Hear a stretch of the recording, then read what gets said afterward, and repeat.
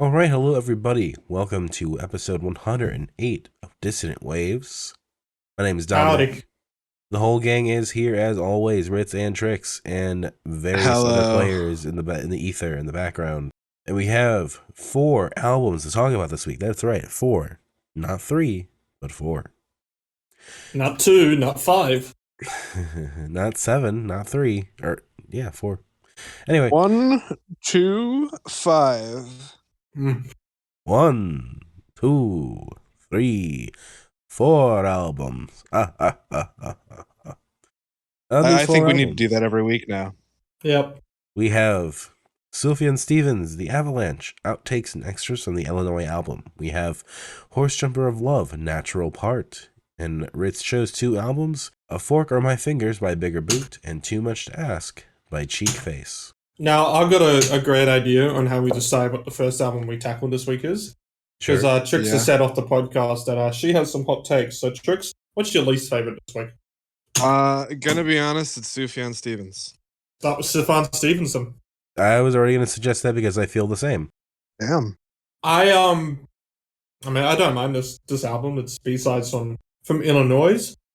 We didn't need as many different versions of Chicago on there when, honestly, only one of them was kind of different. Yeah? Yeah. And the original Chicago is just better. Like there's good moments on here. I can't remember exactly what the song was. Let me get the track listing up in there. But there was actually some great instrumentation still on this record, but it definitely wasn't. They're offcuts and B-sides for a reason. Yeah. Well, the story goes is that originally Illinois was supposed to be a 50-song double album. And, of course, he decided not to do that and released the version of Illinois that came out, and then that proved really popular, so he's like, well, I guess I'll finish the other tracks. You're telling me Sufjan Stevens wouldn't do something that he planned to do? Never. But I mean... There's other states are coming. I think it's a great example that, he stopped doing the other tracks for a reason. Mm-hmm. So the song that I was on about, by the way, was inaugural pop music for Jane Margaret Byrne. That it was just like a little interlude track, but I was really hyped at the instrumentation at the start. I'm like, ooh, keep going, and then it's just over. I get that. As someone who grew up in Illinois, I love that there are so many weird references, and I started looking into some of them just to flesh them out, and then I just got too wrapped up in writing about them, and I filled out all the notes I could a lot for Sufjan Stevens. Like, shit, I only covered, 2 or 3 of them. Because, we can get into that for a second, but it's just, the fun thing about Illinois, and that kind of extends into this, is that he did research, he did look into things, and he did put his own life into it in different places. And so, you have something that reads as somebody giving a book report at times, and someone who likes quirk and likes going down, Henry Darger rabbit holes and things like that. Yeah.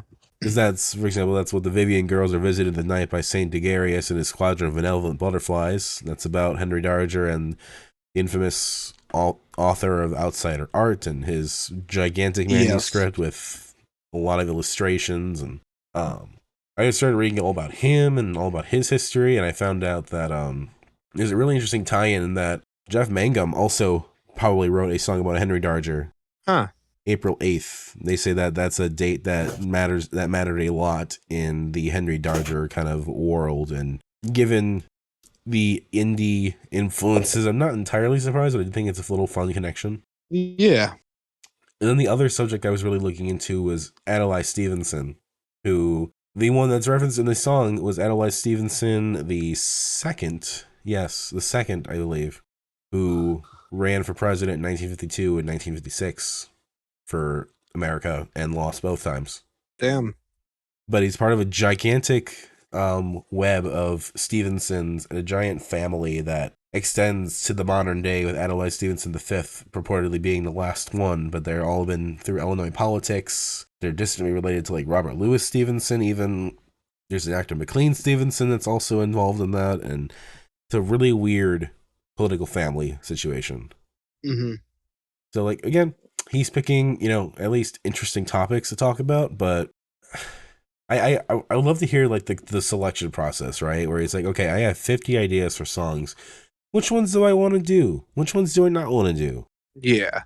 Yeah, so I guess because it was during the 50 states concept as well, or the whole idea was out of there, you wouldn't just name this another state and then just say, hey, here's one of the other state albums or anything like that, specifically when there's supposed to be references to Illinois on here. But honestly, it didn't really feel like it as much on this one, to me at least. It didn't really feel like this was a whole Illinois record as it just did a Sufjan Stevens record. I can see that, especially if you're not like in it as much as someone like me is. So it's like, oh yeah, Jane Byrne, Mayor of Chicago, that kind of thing. Saul Alinsky versus Saul Bellow. I do wonder, like, is the amount of Chicago's referenced here, is that him trying to figure out the right way to do Chicago, or is that just I have nothing really else to put on the album? I need to put the big hit on here a couple times. Yeah, would have been happy if just the multiple personality disorder version was the one that was on here, because I mean, yeah, acoustic version. There's always acoustic versions of big songs, but the adult contemporary easy listening version is not as minimalistic as the Chicago version, as the acoustic version show, to make it kind of different enough. But it's also really not that different. Like, what's the point? What's the point of it? This might be sacrilegious, but I listened to Illinois last week just on my own, and Chicago is honestly one of the weaker songs off that album, if you ask me. Oh, I disagree personally. Yeah, I love that track, but this album definitely does overstay its welcome a bit. Yeah, like if he was trying to do Chicago as like, you know, in this original double album idea, if Chicago was supposed to be like a recurring theme, I would get it, I guess, but this doesn't make good on that idea either. It's just like, there it is again. There it is again. And also the thing to really think about too is like, what on here would have been fitting on Illinois? What would have made the cut if you were in that position? And honestly, there was not a lot really that I would put on Illinois or associate with Illinois that's here. Like some of them are really decent tracks, but nothing really quite rises to that level. Yeah. Like the one I would probably try to make room for is Pittsfield in Near the End, because I feel like that has some emotional weight and storytelling, and that Sufjan's really going somewhere with that one. Kind of like some of the tracks. Pittsfield was one of the few ones that actually did like stand out to me, and it's unfortunate that it was kind of at the end. I mean, it was a very calming listen the whole way through, and there's again.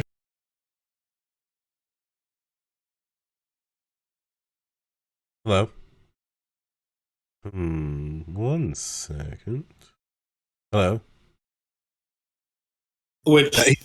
Hey, sorry, I had to reconnect there. What'd you say? Bit of a technical difficulty there. But don't worry. Yeah, if a lot of these songs just, I don't know, got a bit more thought put into them, one, we might not need all these different versions of Chicago. They could have been on a remix album or something like that. Yeah.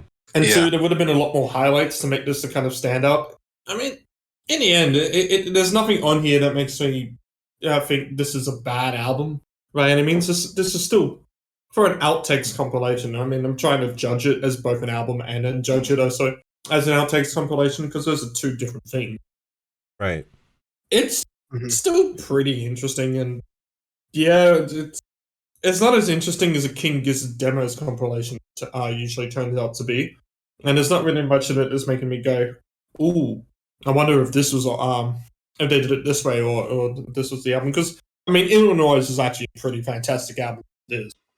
There's not really too much places on it which you would go, oh, I wish that was a bit different. But I don't know, the Avalanche just feels like, yeah, I can tell these are outtakes. Yeah, like at least it's not branded as something. Right. It's not Illinois 2, which would be a funny idea to think about. But the Avalanche was I think a bonus track in some circles for Illinois, so that song did exist in context of the original album to some degree, but I'm not really seeing anyone reference it or talk about it. So on the iTunes release and the LP version, it looks like. Yes. Beyond that, the box art is very charming, of course. Kind of a stringed puppet kind of idea. Almost like he's kind of Superman looking, and there's like stars hanging in the sky on strings, and it kind of looks like he's also being manipulated by those strings. The thing it reminds me of actually is the Awesome Adventures of Captain Spirit, which was that free demo thing that they did for Life is Strange 2. Like the kid kind of has like a similar vibe to what's going on here with the cape and like the boyish look about him and all that. And I thought that's kind of cute. That's kind of fun. Yeah.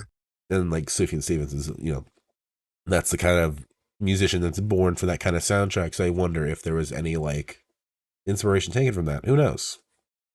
But yeah, I always thought this would be a fun idea to do. But like looking back at it, like it ironically doesn't fit the vibe this week. And I think we've ended up going pretty different. Yeah. So well, is there really much else to say? Really, it's just kind of like I chose this. This is here, but really we should focus on the other stuff. Yeah. Favorites. Inaugural pop music for Jane Margaret Byrne, even if that needed to have a little bit more in it to make it a great song. And Pittsfield.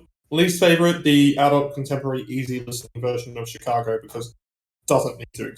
And this comes from somebody who puts out shitpost remixes of his own stuff all the time. Mm-hmm. Overall, I thought this album got a little bit stronger as it went. So my favorites are more toward the end. We got Pittsfield. We got For Clyde Tombaugh, which is one of the better instrumental versions. The Undivided Self for Eddie and Popo. And I also like The Mistress Witch from McClure, or The Mind That Knows Itself. Least favorite, I also echo, is the adult contemporary easy listening version of Chicago. All right. A favorite for me, I have to give. I'm a huge fan of any reference to Henry Dogger. So Vivian Girls, I just gotta give credit to. And least favorite, the adult contemporary version of Chicago. I feel like Adelaide Stevenson. I feel like Adelaide Stevenson could have survived if it did on a different record, because it doesn't fit the vibe of Illinois, but it's kind of catchy. But yeah, anyway. Yeah, I could get that. Anyway, which of the 2022 albums do we want to cover? Well, since we got Trix to pick her least favorite of the week, Dominic, what's your favorite of the week? Oh, let's just talk about Bigger Boot then. I'm not surprised that you love this one. Bigger Boot fucking kicks. Yeah, you fucking got me. You made me predictable. I can't believe this fucker turned getting fired from JB Hi-Fi into an. Yeah. Is that really what the company is? JB Hi-Fi is a franchise store in Australia that just sell. I go up to the one in North Sydney. That's where I live all the time. And just to find clearance CDs for $2. I don't like buying new CDs from there unless actual record stores don't stock them. Right. But it sells CD, video games, DVDs, electronics, and the home versions of it sell washing machines and shit. It's literally just a hi-fi store. So that's a massive franchise in Australia, and he got fired from his one in where's Chadstone? Somewhere in Victoria. I can't remember if it's actually in Melbourne. It is in Melbourne. Yes. Oh no, Chadstone's I know what Chadstone is. Sorry, that's the incredibly fucking large one. So that would have been a home JB Hi-Fi as well. So yeah, he's a casual. He literally got fired from his role as a casual worker at JB Hi-Fi and made a fucking album about it. That's pretty fucking funny to be honest. I mean, yeah. But it is good though. Don't get me fucking wrong about that. That's the thing, right? It's like we were back in that like fifth wave emo shit of like, God, this is super experimental and super cool. Yeah. Like, it's just like, what can you jam up fifth wave emo with next? And it's like, there's elements of like EDM in here and everything. Fucking yeah. The third track felt like a fucking near like slow. It reminded me of like one of those slowed and reverb type of songs, but also reminded me a bit of Vaporwave, the Walking King of Walls. Yeah, I could totally see that. Yeah, days in, days out. It's like fucking 5 different songs in one. Yeah. And for the most part, the sequencing really is natural. Like, a lot of it really just flows together. Mm-hmm. Like, I think I think it's Walking King of Walls, especially that this is the kind of thing where it reminds me of Stomach Book, in that I think Stomach Book is the great example of like, oh, this person's just really good. And I can tell you safely from just being on the Bigger Boot Discord here, just having lurked it, there is a big crossover. Yeah, I can see that. Yeah. Like looking back at Stomach Book, like I do wish that album was mixed a bit better. There's a couple tracks or two in that I wish would be a little bit evened out. This is an album I definitely want mixed a bit more. Like there are just songs that feel deaf or weakened because they're not as strong as they could be. This album's biggest flaw is definitely its production value. Yeah. I can appreciate the lo-fi production value. Oh, I like it. That being said, I do think Stomach Book personally was a lot more off the walls and I was a bit more into Stomach Book than I was into this. That's not to say that I don't enjoy this record. I think I just have been spoiled by everything else.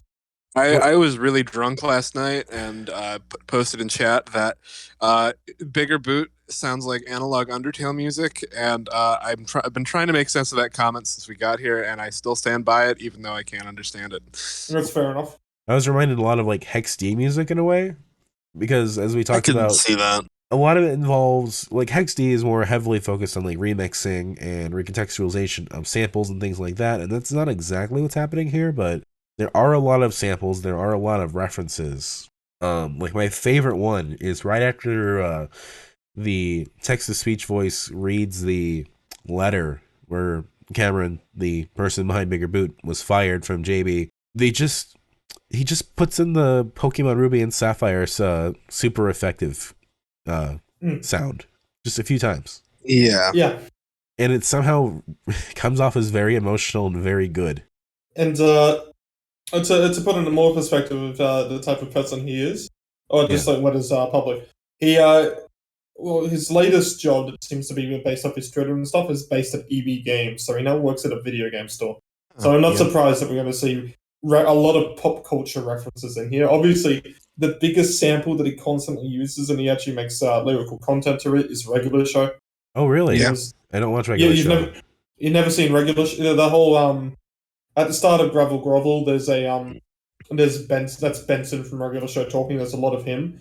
There's, I think, at the end of Home Invading, when it's talking about, one of them talks about wanting to be a groundskeeper with a raccoon friend. That's literally Regular Show. Oh, yeah. Fair enough. Yeah. I thought that was just a really touching moment to kind of coda that song. It's. I mean, it doesn't ruin what the moment's trying to say, but it's kind of this whole kind of concept of escapism in pop culture. Very fair. You're right there, Trix, by the way? Yeah, I was just standing up, sorry. Yeah, fair enough. You've all bought this album I needed to also. stand up. I really like that. And I severely underpaid for it. I paid a single Australian dollar for it, and I'm going to buy it again and give them more money. Fair enough. Yeah, like, I love when albums surprise me, and I think, Walking King of Walls is just like the moment where it's like, okay, this is doing something. This is onto something. And like, looking at the lyrics, like the lyrical content is also there. You can't understand it for shit, but if you have it with you. I should actually get the lyrics out while I'm out here. Were they on the Bandcamp? Or they are on the Bandcamp. They are on the Bandcamp. Thank fuck. It wasn't one of those. Because I knew they were on the Spotify. Let's see if we can fucking... Was it Home Invading that we can see as the... oh god, which is the one was the one with the groundskeeper? That's the end of Home Invading. It is Home Invading, cool. Right after the letter. Yeah. The one song on here as well that seems to be the cleanest production out of all of this is also one of the it is the shortest song, Machine's Final Scene. Yes. Which then just goes straight into Gravel Grovel, which that one's just dirty, gritty, and it's very like what's the way to kind of describe the way that the notes are hitting there at the start?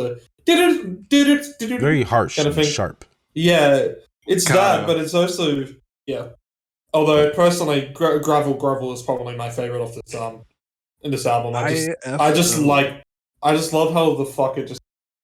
The second that the introduction and the sample goes, he just goes hard into the.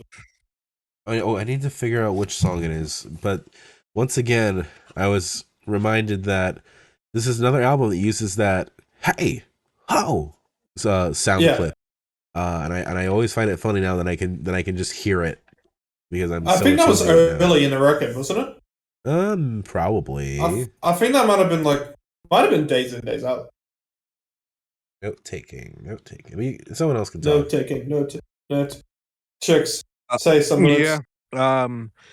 I had something to say about this album, but I'm totally forgetting outside of the Undertale comparison. But this album is phenomenal, and I'm going to be finding myself listening to it quite a bit in the coming days. It's actually home invading. It's in home invading. It is in home invading. That's going to be my second guess. I mean, home invading does a lot of samples. So yes. Not long before the termination letter, actually. See, the actual hot take, I guess, is weird because I don't know when we picked this album. It's not even my favorite this week. God damn. Yeah. I can see why, but like, this is an album I wanted to listen to again as soon as I turned it off, or at least that is fair. I mean, I do like this album. I think it's the number 2 of this week. Spoilers, but it's still just it reeks of infancy in a way that Stomach Book kind of didn't. Yeah, and that's I can see that. It's a hard thing to kind of describe, but when you listen to both of them, you'll know one's just a little bit more mature in its songwriting. Yeah, some of the samples do get a little bit too memey, and maybe it's just knowing the context of all this makes me have a little bit of a difference over you two. That being said, this is still a really creative piece of work. With how experimental fifth wave emo is getting, it's good to see that it's not getting bound in the same kind of experimental, in which, whilst we are comparing this obviously to Stomach Book, it sounds completely different. Yes. When we actually go into there were similar kind of vibes to the product, and obviously there's crossover, but actual sound, listening to the 2 albums, they're 2 different albums. Absolutely. That being said, whilst Stomach Book felt like and this is what brings it out as more mature, Stomach Book felt more as a deconstruction, as Dominic was saying. True. It felt like a deconstruction of emo and then rebuilding it in this kind of Frankenstein's monster type of way. Yeah. Whilst this doesn't really feel like a deconstruction, as it does kind of feels like it's working on what's already kind of in that kind of space. Like there's elements of chiptune here, which have kind of been done by Hey I Love You and Lobster Fight. Right. Obviously sampling to create like this little quote over the instrumentation of something that's been done in Midwestern emo for quite a bit since like 3rd, 4th wave. But it's also about how is this person doing it, right? Yeah. That's always the part that matters. Is like, how is this person contextualizing and doing all this stuff versus how someone else does? Yeah. I still think it's put together in a way that's a bit more unique. And so it kind of stops it being this kind of, this person's just copying everyone else. It does feel like this person's influenced by everyone else and then working on there. And everyone's going to be influenced. Yeah. It's a great thing that someone feels like, oh, people are doing this. I think I could do this. Yeah. And there are songs, I'm going to keep Grovel and probably either Days In, Days Out or Home Invading in my playlist for the year. But this is something in which I'm keeping whilst you two seem pretty sold on this already, this is something I'm keeping in my radar. And I am still recommending it to people because it's something everyone should keep in their radar. But fair enough. There's just a couple just doing it better at the moment. Sure. But I mean, like, we haven't really found it for this year yet. So, like, this is this year's version of that, I feel like Walking King of Walls, I really like. Home Invading, of course. Like, those are the songs I'm going to come back to a lot more. Gravel, of course, is there. I think, like, later songs, like, IFO is cool because IFO kind of, like, if you look at the lyrics, IFO actually ties everything together. Mm-hmm. Like, there's a certain degree of storytelling happening here. And again, you can't really understand the lyrics. It's not really meant to, but there are things to look into and to like read through and be like, okay, there is a cohesiveness here that even if I can't quite there's the world in the wind and it rips right through my ears screaming, I want my sweater back. That's the final lyrics of this whole album. And the I want my sweater back comes like 30 seconds or more after that last part too. Yeah. And that's referenced, I think, in Machine's final scene. I leave my sweater with Darcy. She needs it more than I do. I drive down Burke Road. I break my neck to keep the fuel above empty. Pull into the service station. Have a tank later. I leave. Yeah. This is definitely still someone in a musician's infancy, but it's always cool to have a bold first step versus like, some of the other stuff that we've tried before of like debuts and like modern debuts where they play it pretty safe. They play it pretty standard. It's like, Yeah. boring, or I guess this is okay, but they really should have done something more. Yeah. I think that's a good wrap up. This is a great debut. Hopefully we see some more just more from this artist, to be honest. I mean, they're on the right path. They just keep going at it. I reckon they'll only get better from here. I'd like to take a moment to point out the album art. Yes. Go ahead. I feel like I could slip the CD into a bunch of my mom's late 90s, early 2000s new wave art rock CDs, and it would go unnoticed. Probably. I believe the album art's one of his friend's uni projects. It's pretty good. I like it. It really works well ironically, for what the album's conveying, which is really hard to describe why, but I like that it goes together. And there is an actual, I'll have to search it up, but there is an actual kind of explanation towards the album art that is done in his Discord, which is pretty cool. I mean, yes, the dude's really active, and he waved to the last guy, but he didn't wave to fuck off. Sorry, Cameron, I don't like you anymore. How can you do this? He could smell that you were a music journalist. Yeah. Journalist is a bit of a stretch, but go ahead. Oh, absolutely. A musician / person who chronicles music, I guess. I do also like their little note, kind of like Mouse Tatooey did in the Bandcamp description of the music was recorded on the Wurundjeri land of the Kulin Nation. Would like to respect the past, present, and emerging traditional custodians of the land upon which this album was made. I acknowledge that sovereignty was never ceded. And it's like, why can't Americans do something like that? That's really cool. I like that. Yeah. Because in Australia, we're actually taught about Indigenous culture in school. Yes. We are not. I mean, like, acknowledging that, this is land that belonged to somebody else that was never properly ceded or properly, given is good. I wish there was more recognition of that, and so I applaud those who do it. Absolutely. Favorites of this record: Gravel Grovel, Days In, Days Out, Home Invading. Least favorite, probably something like Night Fell or A Song for the Lake by the Cobra the World. The closing part of this album, unfortunately, did fell off personally a little for me. I thought it got stronger at the end. Go ahead. Disagree with me, I dare you. I think around Gravel Grovel, or actually Machine's final scene, it just started picking up, and I'm loving it. I thought it was pretty consistent throughout, but I do agree that toward the end it picked up for me from basically from Home Invading on, Machine's final scene, Gravel Grovel, a song for the lake maybe dips down a little bit, but Night Fell and IFO both bring emotional resonance, which I really like. I really like the instrumentation on IFO. Yes. Did you have a least favorite, did you say? No least favorite. I like this album. I like Walking King of Walls. I like Home Invading. My least favorite's probably either Slack and Reprise or Mainlighting Joe, Trip 2, etc. So Trix chose her least favorite. Dominic chose his favorite. I'm going to choose the album now that I think was completely mid, and unfortunately a bit of a disappointment. That's going to be the Horse Jumper of Love.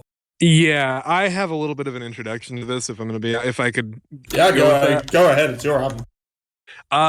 Horse Jumper of Love is one of my favorite albums to listen to when I'm extremely sad and just want to wallow in it. And sonically, it's a very sad sounding album, and the lyrics don't give you much to think about because it's just word salad. And I absolutely love that about the first album, and I was so disappointed about about this. And also, I'm just going to post my tweet about their first album that I posted last night. So I don't hate this at all. I don't, but it's not their debut. Their first album grew on me. I wasn't so keen on their first album when we covered it. First time I listened to Horse Jumper of Love, it was very forgettable. And to be honest, it kind of still is an album that doesn't really stick in my head, but I do appreciate it more when I listen to it.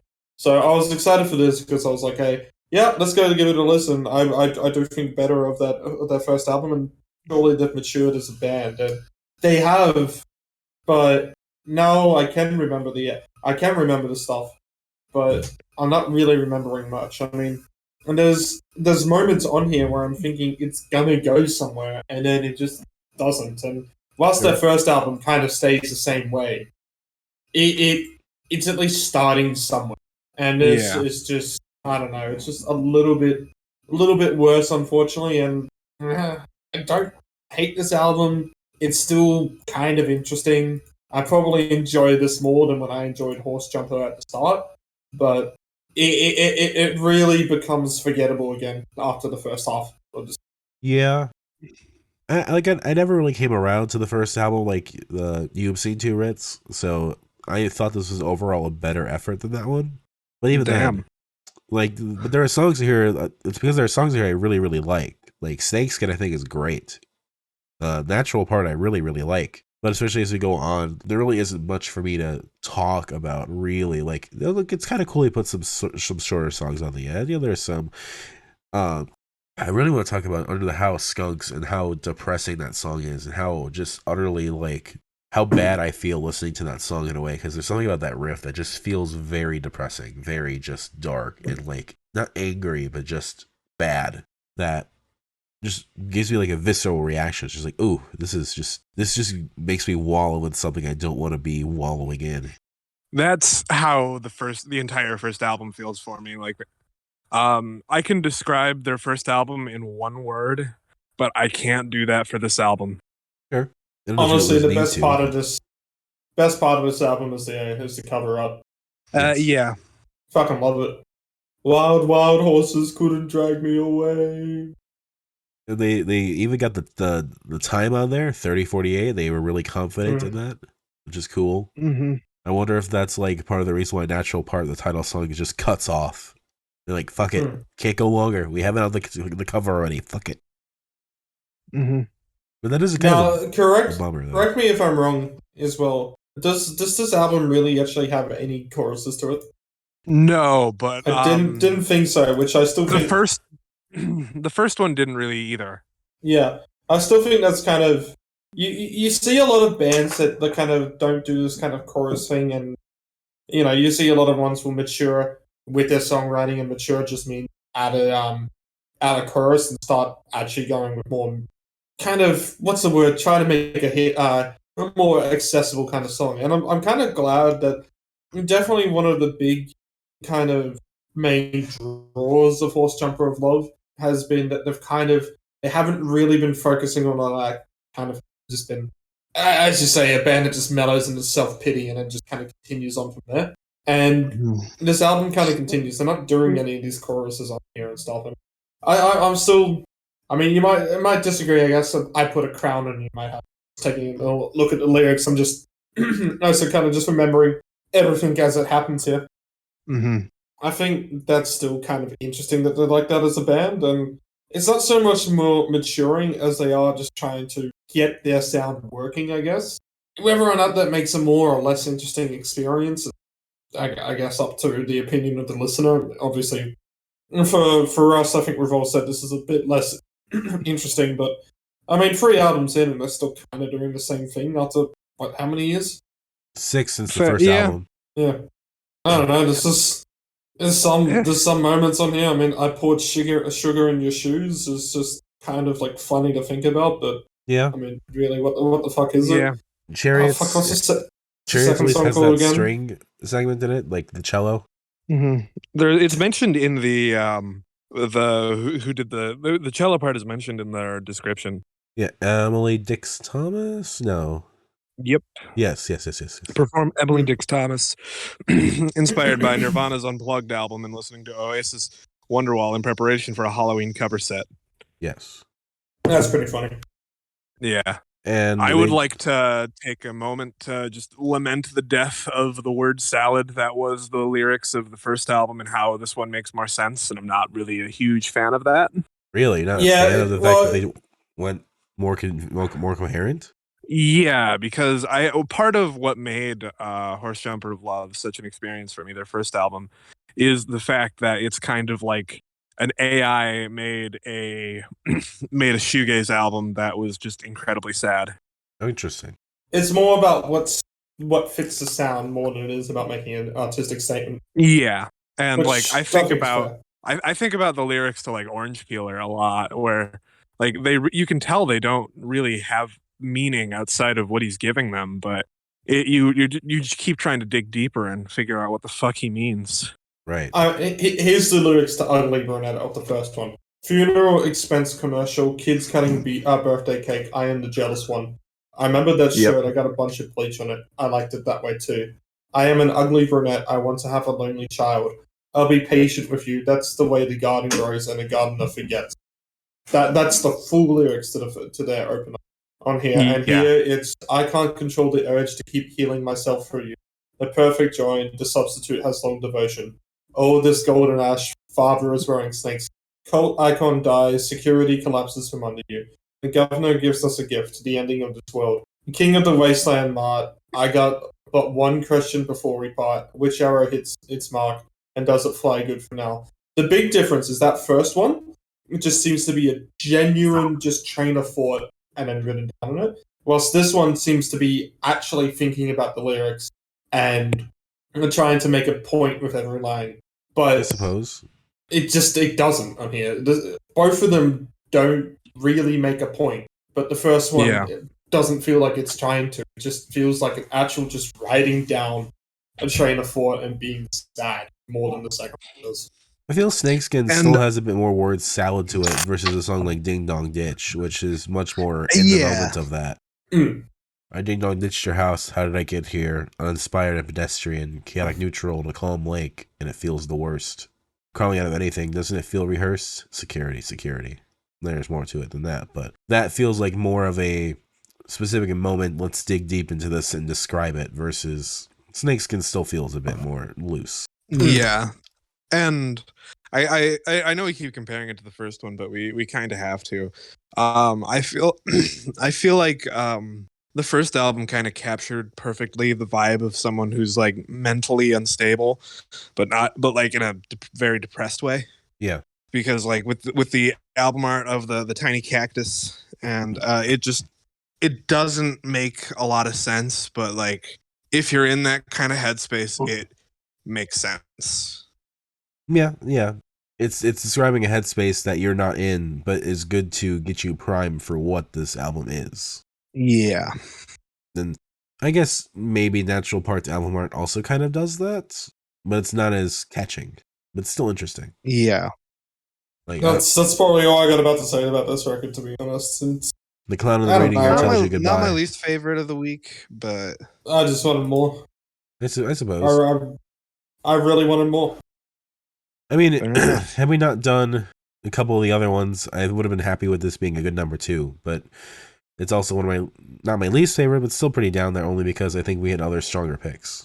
Favorite off here is probably I poured sugar in your shoes. Least favorite, anything with the bottom half, can't really remember it. My favorite is Snakeskin and the Natural Part. My least favorite is Pour Sugar in Your Shoes. I'm a big fan of the riff on Bucket of Gold, and the whole album is just kind of for me though.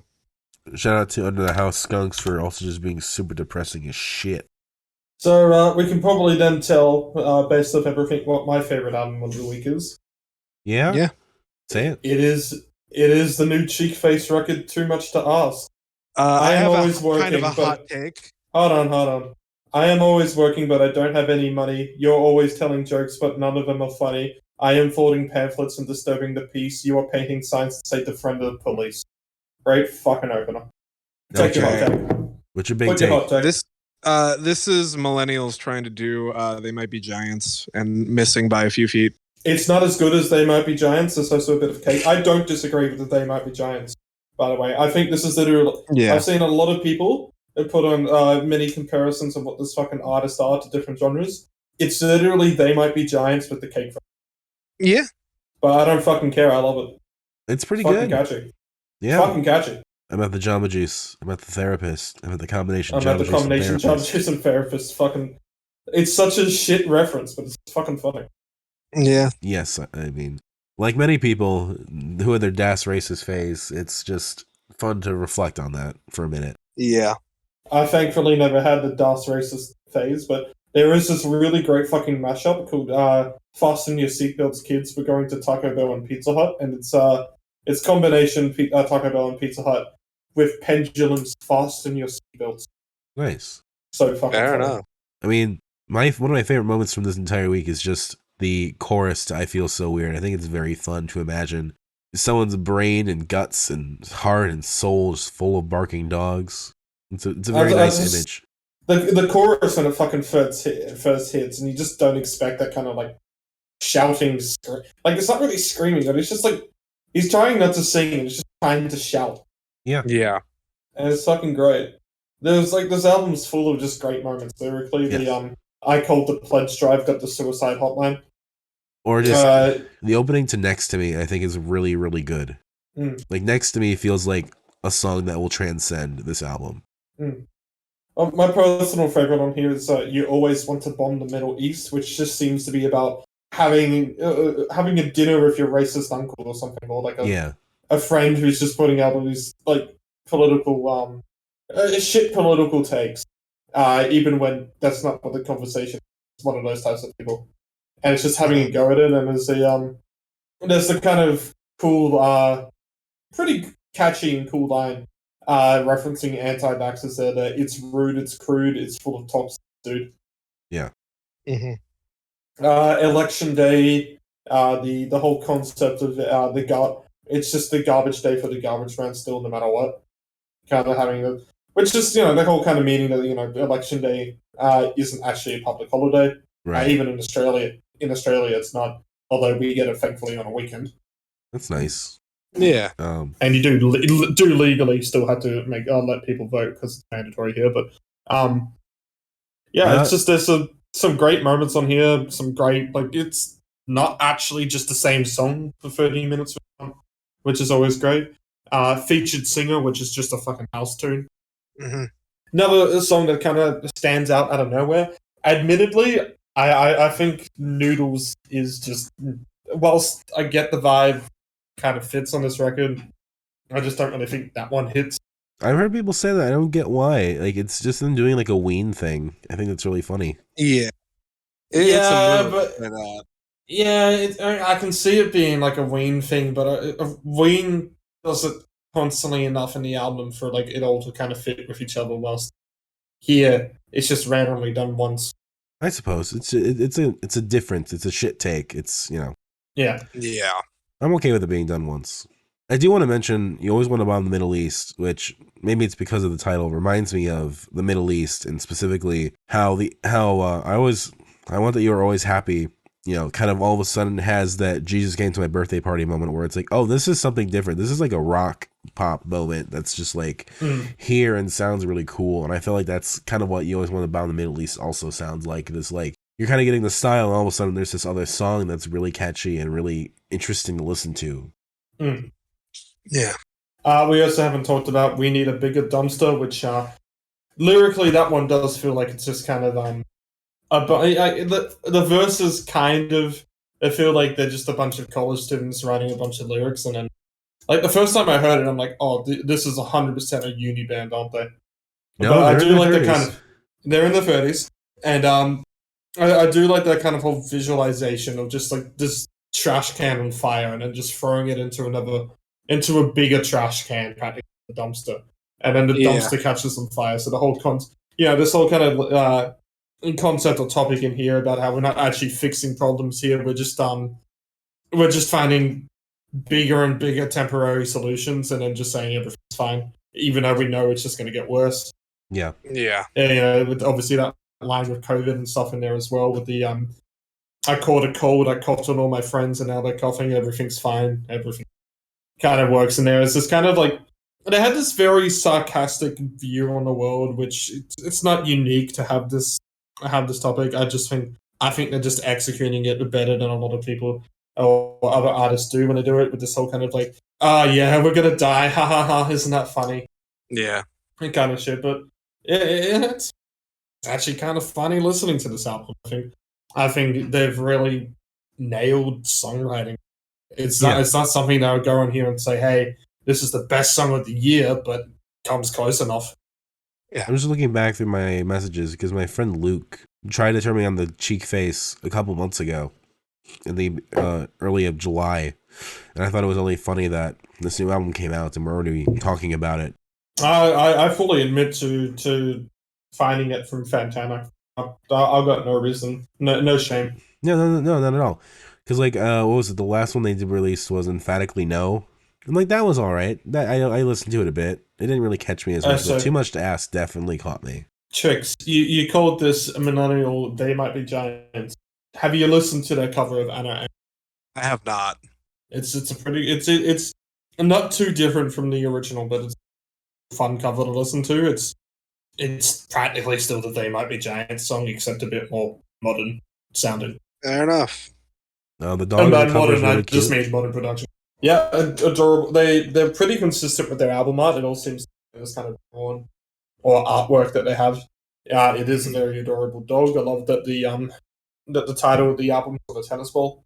Too Much to Ask. Yeah, I think it's Amanda Tannen. Yeah, Amanda Tannen, I think, is the one that does all the album art, and she is the bass guitarist and backing vocalist.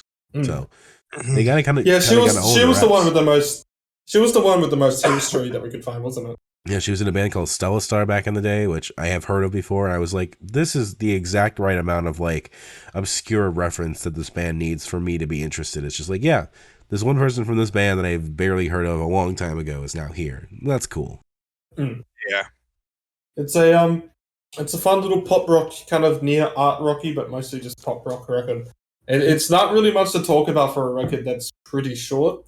I do think that there are some very small missteps on this record, but I do think they are forgivable. I think a Vegan Water is just twice the length that it needs to be because it's full of some cool moments on here, but then it's also just like the song for a bit. Featured singer is surprisingly fine, but also it's kind of like, hey, this album works a lot better when it's shorter, in my opinion, or at least when it feels shorter, despite probably my favorite song being actually one of the longer ones on it, but I don't know, that one kind of it's the exception, not the rule. And ironically, then I'm also going to say the shortest song of this record's my least favorite, Noodles, but it's when this album just kind of doesn't need to build because there's nothing it needs to. When this album just kind of goes and does its thing, it does it well. Yeah. I want to talk about featured singer for a second. Because at some point my mind started filling in because I feel like the very line, I want to be the featured singer on an EDM song, there's just like a beat missing from that sentence to really make it pop. And so my brain eventually just started putting in the word love and an EDM love song. And to me, that extra word, that extra little bit makes that sentence so much more fleshed out and on beat. I wish they did it. I feel like it's intentionally offbeat though, because the whole thing is that this is a talk album. I guess always his focus on talking and kind of supposed to go against the flow at times. Sure, yeah. But I do get what you mean. I'd like to give a shout out to the lyrics towards the end of Pledge Drives with the "I'm standing in the Wendy's drive-thru screaming fuck all the transphobes." So this is the Wendy's. But that's actually in there. That little that's actually in the mix. Yes. Yeah. I do like the anxiety of like I'm trying to stay hydrated, but not that hydrated. No one is mad at me. No one is mad at me, kind of thing. Like there's something about that I relate to. If woke dudes must die, I'll go first. I don't know anything. You don't know anything. Yeah, solid album. Great bass on this album. I'm glad Fantano found it when they name dropped him. Let's see it. I know what I'm doing in my next record. Might as well. I'm pretty sure Bigger Boot just name a title track. Fuck you, Fantana. Yeah, I'm pretty sure Bigger Boot wanted some Fantana review, so I'm just gonna go to him. All you have to do is name drop him. You get it every time. You'll at least get a Why You Know review at the very worst. Yeah, Fantano has not been too heavy on the fifth wave, despite having Brandon McDonald on to talk. I think Lobster Fight is one of the only ones that he's reviewed. Oh, did he do Lobster Fight? Yeah, the first one. Oh, and Glass Beach. He has done Glass Beach, so. Yes, that was a late one, too. Yeah, he reviewed that one pretty late in 2019. But he never did Origami Angel, Home is Where, Paranol, Stomach Book, of course, never did. No, I'm just trying to think of all the he did all the other stuff. He did Weather Day. Yeah, Weather Day is done. Asian Glow, he unfortunately put his away, no review, but he has referenced it. I wouldn't be. He did an EP Love as well. Which one was in the EP Love? Oh yeah, the Asian Glow Weather Day. Yes. Yeah. But yeah, that's where we are with that. Favorites off this record. I Feel So Weird. You Always Want to Bomb the Middle East. Life Gives You Problems. Make Problem Made. It's just such a shit lyric, but I love it. Least favorite is Noodles. My favorites are When Life Hands You Problems. I Feel So Weird. Probably the favorite of all of them. I like Noodles. I like Next to Me Yo Guy version. I love the shut the fuck up kind of moment. That's really fun. Yo. Shut the fuck up. My least favorite is definitely Featured Singer. I get it. It's kind of fun, but it just feels like the biggest slog of everything. It's just so front and center, I feel like, in the album that it just doesn't quite live up to what it should be. Yeah, that is fair. Yeah. Fix. Favorites, When Life Hands You Problem, Pledge Drive, Noodles. And I really don't have a least favorite. Okay. I'll do my rankings first. Number 4 for me will be Sufjan Stevens The Avalanche. It's an okay album. It's B-sides, it's outtakes. But it definitely doesn't fit this week, unfortunately, and everything is just a lot stronger, and also among the Sufjan Stevens stuff we've done, it's just not as good as Carrie and Lowell or Illinois. So, yeah. Number 3 is going to be Horse Jumper of Love's Natural Parts, which I like, which there are songs there I think are really cool. I like it a lot more than the self-titled album, but it's just not as good as the other two. Cheekface is a good number 2. Really solid, really good stuff. Number 1, of course, is Bigger Boot, because I'm a fifth wave emo bitch, I guess. And I'm 100% going to agree with Domino. And I'm going to 100% not have the same position in any of them, because my number 4 is going to actually be Horse Jumper of Love. Damn. Yeah, I was thinking about it, and number 3 is Sufjan Stevens The Avalanche. I enjoy that more than I did Horse Jumper. And I'm like, I should like Horse Jumper more, but I'm like, I didn't though. So number 3 is going to be The Avalanche. Number 2 is going to be Bigger Boot, and number 1 is going to be Cheekface. That's right. I could have gotten myself a universal number 1, but I was the person who stopped it. Yeah, that's quite all right. You still get number 1 either way, because you'll pick both Bigger Boot and Cheekface. So yeah, it's not a universal, so it doesn't count, unfortunately, which means I have to try again next week. All right. Plenty of options.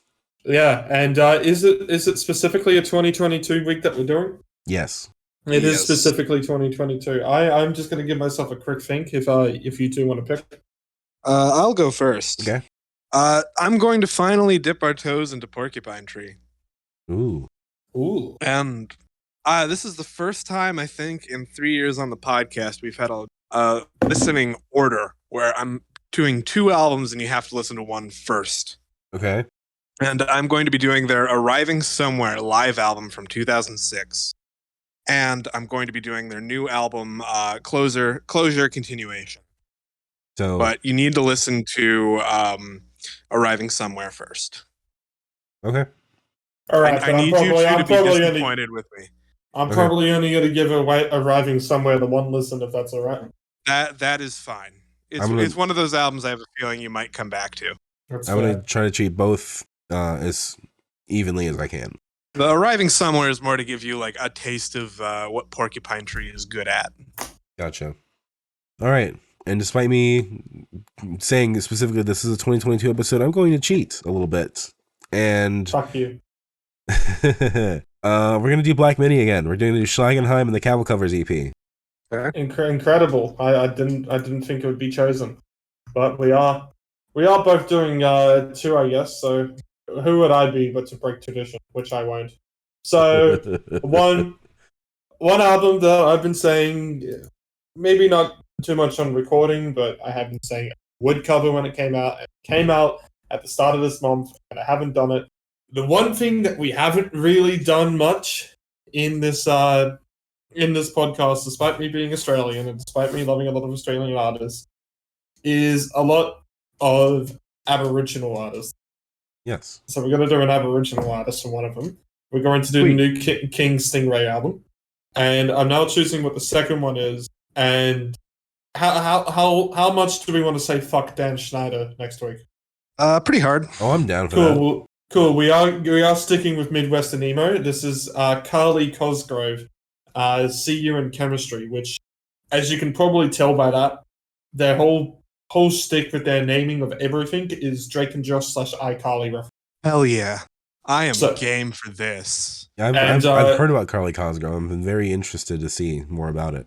And they do have at their gigs the crowd chanting "fuck Dan Schneider," and this was before the book came out. So I've been fuck Dan Schneider for a very long time. Yeah. So have I. I know, but it's definitely risen in popularity. As it should. And then King Stingray's album. Yes, fuck Dan Schneider. What is King Stingray's album called?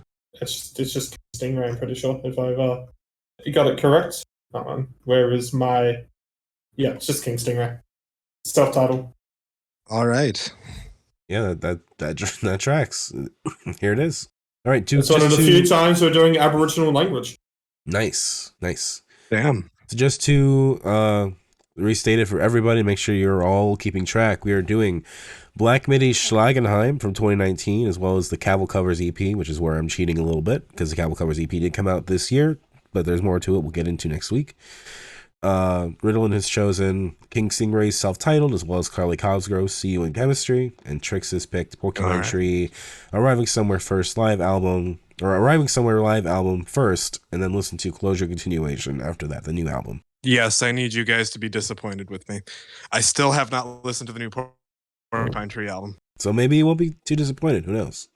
I have a feeling I'm going to be disappointed. It doesn't have Colin Edwin, the original bass player, and he was a big part of the Porcupine Tree sound. Fair enough. With that, then, that's going to be it for this week of Dissonant Waves. I'm sorry for all the coughing that's going to be on this track, probably. I'll do my best to edit it out, but, my name is Dominic, of course. You can catch me online on Twitter at DACICHOCKI. I'm also on YouTube with Dominic Chakotay. My short film beat is on there. I'm also on the Games My Mom Found podcast. There's an episode, I think, about Dragon Ball Z or East or something that we did, and it's been finally uploaded and all that. Yada, yada, yada. You can also find us at dissonantwaves.space. That's our website. Dissonant Waves on YouTube and at Dissonant Waves on Twitter. How about you two? Yeah. I have been Ritalin. You can catch me on my website, ritalinforkids.github.io. I used to have a YouTube channel. It's in the description below. Trix? I've been Trix. You can catch me on Twitter at procrastinaut_. It's like procrastinating astronaut, and then an underscore. And I have various other dumb projects. Also, you should buy our merch. Oh, yes. Merch. Redbubble. Links in description below. I gotta buy our Dissonant Waves clock. I should do that, too. All right. Anyone have any last words before you die? Nope. I guess we die in 3, 2, 1. Bye.